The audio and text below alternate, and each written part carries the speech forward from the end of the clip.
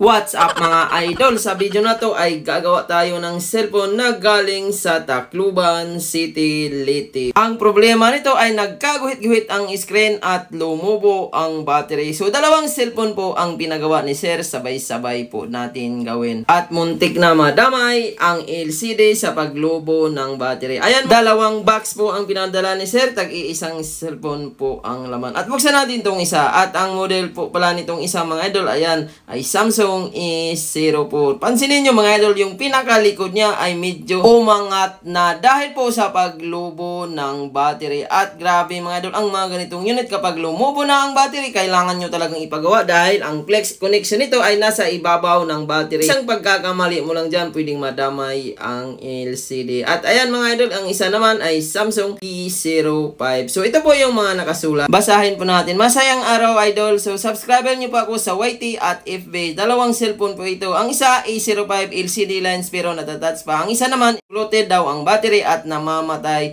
So ito po yung isa mga idol, Samsung A05. Bago pa lang ito at ito na po ang nangyari sa kanya. So, madalas nito mga idol kaya nagkaguhit-guhit ang screen. Ayan, dahil po sa pagkakaipit or nabagsak, nadiinan po ang baba kaya nagkaguhit-guhit. Hindi na po ito marirepair. Ang kailangan po dyan ay palitan ng bagong LCD. At ayan, ito po ang mga nakasulat. Basahin nyo na lang po. Nagsi 0% at namamatay ang Samsung A04. Pansinin nyo, inang ko kanina hindi nag-on at nung chinarge ko, may laman po ang battery. So, hindi na po niya kayang i-boot ang system dahil nga po doon sa paglobo ng battery kahit may 80% ba siya. So, ayan. At unahin po natin sa paggawa ang itong lobo na to. Baka mamaya matamaan pa ang LCD pag lumaki pa ang lobo ng battery. Pansinin niyo mga idol, buksan na po natin. Kasi ang mga ganitong unit, ang flex po ng LCD ay nasa ibabaw ng battery. Kaya pag lumubo talaga ang battery niyan mga idol, hahatakin po niya. Kaya madalas nasisira ang mga connector sa motherboard at pati ang connection ng flex sa LCD ay madadamage. Pwedeng tumabingi or masira na siya. At after natin natanggal ang screw, pansinin nyo po ang pinaka-flex mga idol, sobrang sikip na sa gitna. Talagang umangat na po siya. Kunting pagkakamali na lang nito or kung lulubo pa ito ng malaki, madadamay talaga ang flex. Pwedeng maputol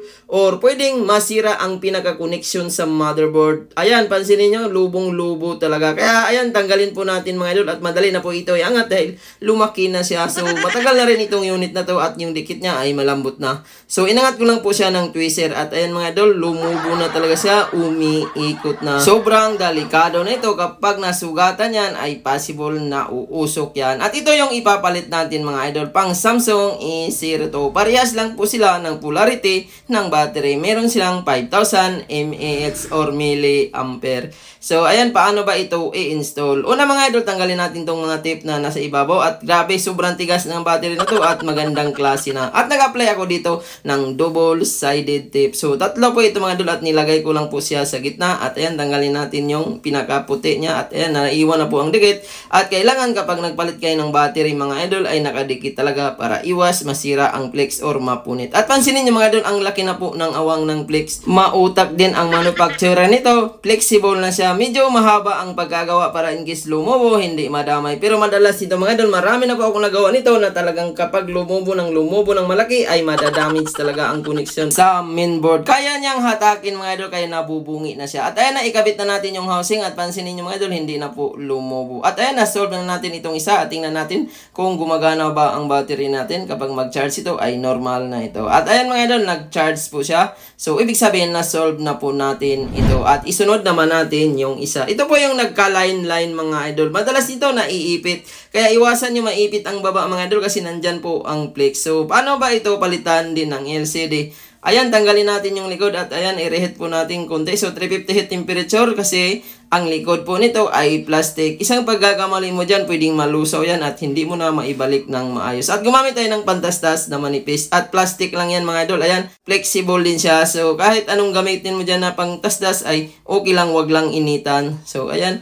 tanggalin natin lahat ng screw at mag-shoutout muna tayo rito. Ayan, sa lahat ng ating viewers na nanonood, shoutout sa inyong lahat. At sa gustong magpa-shoutout, comment po kayo sa video. At ayan, naangat na natin yung pinaka-back casing. At una natin iangat ang battery at sunod po natin yung flex. So dalawa ang salpakan po nito connected sa charging at display LCD. At ito po yung ipapalit natin. Pinakamagandang klase na ito sa lahat po ng LCD na meron tayo. ORIG type na po ito mga idol. At tingnan natin kung malinaw na ba ang ganitong LCD replacement. So salpak natin mga idol ang charging flex at LCD pati ang battery. So pag nagkabit ka ng LCD, kailangan una nyo isalpak ang flex bago ang battery para iwas madamage ang motherboard. At ayan, nabuksan na natin. Okay naman po yung LCD. Sobrang soft touch pa siya kahit hindi pa nakakabit. At tingnan natin yan mamaya mga idol kung pitted ba siya masyado kahit replacement na. At ayan, itabi muna natin yan. Tanggalin natin tong baba. Charging flex po yan connected sa charging mouthpiece speaker. At inita natin yung LCD. 350 heat temperature lang ang ginamit natin para lumambot ang adhesive ng screen. At ayun, nag-apply ako ng metal mga idol dahil napakatigas po ng dikit nitong mga ganitong model kapag tinanggal mo ang LCD. So ayan, angat natin at pansinin nyo mga idol, napakalinis po ng ilalim. Ang mga ganitong unit talaga kapag nagkaguhit-guhit na ay hindi na talaga yan marirepair. Kaya iwasan nyo maipit-ipit ang bandang baba mga idol kasi andyan po kasi ang connection ng flex. Pag nagkamali ka or naipit mo yan ay possible na magkaguhit-guhit. Lahat po ng model mga idol, nandyan po ang connection sa baba. So ayan, pansinin nyo mga idol, parehas din po ang pyesa ng LCD ng replacement. Masasabi mo talaga na pitted ito dahil parehas po sila ng polarity. At kailangan tanggalin natin yung blue mga idol at i-fix natin yung ilalim. Kailangan nakadikit po sa frame ang pinaka-flex para hindi umangat ang pinakababa. At ito pa natin to konti mga idol, ang connection ng charging sa baba. Flex po yan mga idol, flexible. Salpak natin yung connection sa LCD, charging board at battery at ibalik po natin ang pinaka-back casing or central frame housing. Ayan, so linisan natin yung baba kasi may mga dumi-dumi na.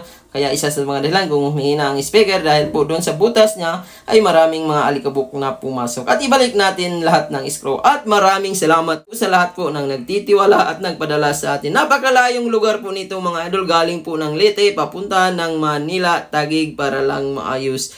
At dahil napanood niya ang ating mga video, so sa mga gustong magpagawa ay mag-PM lang kayo sa ating FB page, Julfon TV Official New Page. Maraming salamat po. At nag-apply po pala ako ng double-sided tape sa pinakalikod. Maganda ang adhesive sa mga ganitong unit para in case mabasa siya ay hindi basta-basta pumapasok ang pinaka tubig. Parang nakasealed pa rin siya. At ayan, pitted na pitted po mga idol.